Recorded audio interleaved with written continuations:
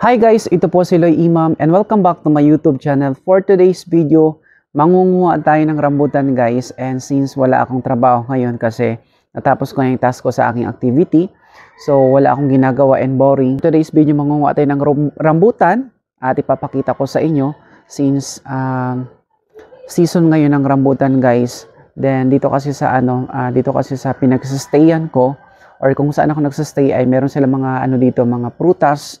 Ayan, lansones, ayan, rambutan. So, nagpaalam na rin ako sa may-ari nito, and then samahan niyo na lang ako guys sa aking trip. Ayan, so mangunguha tayo ng rambutan and let's go. At ito nga pala ang nagmamay-ari ng mga rambutan dito guys, si Mamala. Ayan, aking lola. Ayan, siya po ang aking naging teacher ko po ito dati. So, ngayon, siya po ang nagmamay-ari ng mga prutas dito, guys. So, Mamala, mangunguha ako ng rambutan ngayon dito. Oo, doon ka magkuha nga, may hinog. Oh, yung mga hinog. Salamat po, Mamala. Welcome. Basta magkain. Ayan, so napakabait talaga ng lola ko, guys. And, si Mamala, siya po si Mamala. Si Mrs. Magbanhua. Ayan po, siya po yung naging teacher ko dati. Tara, nandito yung rambutan. Asan na yung mga bunga nito? Ayan guys, so hindi pa masyadong hinog yung mga nito, bunga nito guys. And pipilian na lang natin.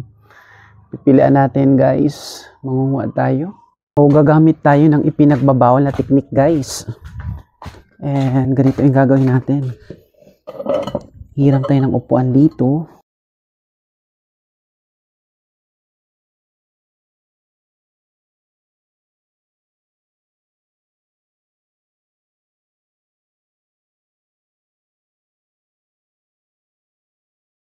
Yan. Yung iba dito guys ay hindi pa masyadong hinog. Mas marami pa yung green. Ayan. So yung maabot lang natin ang ating aabutin.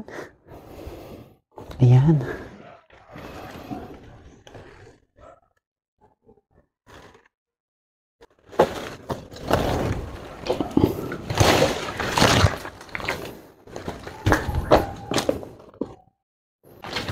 Ayan guys, alang-alang sa vlog or alang-alang sa content. So nakakuha tayo ng rambutan. Taran! So oh my god guys, ang dami kong nakuha. So merong mga pula-pulahan, ayan. Merong semi-semi na yellow-yellow at saka merong ayan, green-green. Ayan. So actually guys, para sa akin mas masarap yung ganito kaysa sa sobrang hinog, kasi sa sobrang hinog parang hindi na masyado nakakain yung yung balat, no? I mean yung buong laman ng rambutan. So magkakaroon tayo ngayon ng so magmumukbang tayo ngayon, guys. So alam niyo ba guys na ang rambutan nga pala ay mayaman sa vitamin C. Napakataas ang vitamin C nito at saka antioxidant. I will going to teach you how to eat a rambutan. Sa mga hindi nakakalam, ano bang English yung rambutan, guys? Grabe naman, ituturo ko pa sa inyo kung paano ba kainin ng rambutan. So, ganito lang yung gagawin dyan. First, ayan. Ato siyang gisiun. Ang balat, gisiun ang balat. Bisaya. And we're going to eat like this. Oh, di ba? Nako. Magmumukbang tayo ng rambutan.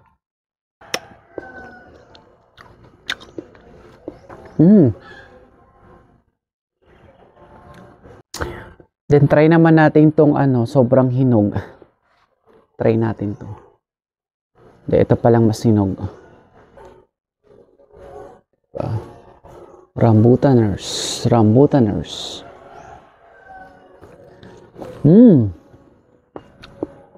Try natin pagsabay. Kasya kaya sa bunga ako.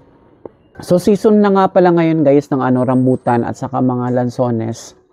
And dito sa amin dito sa Mindanao, napakadaming dito prutas dito, especially itong rambutan na ito. Pag season talaga ay napakadami talaga. At ewan ko dyan sa Maynila ha, dito sa amin kay mura lang masyado. Pero ang sabi nga nila mas mahal daw dyan sa Maynila, sa mga taga Maynila or sa ibang lugar. Pero dito sa amin sa Mindanao, murang-mura lang kilo nito, guys.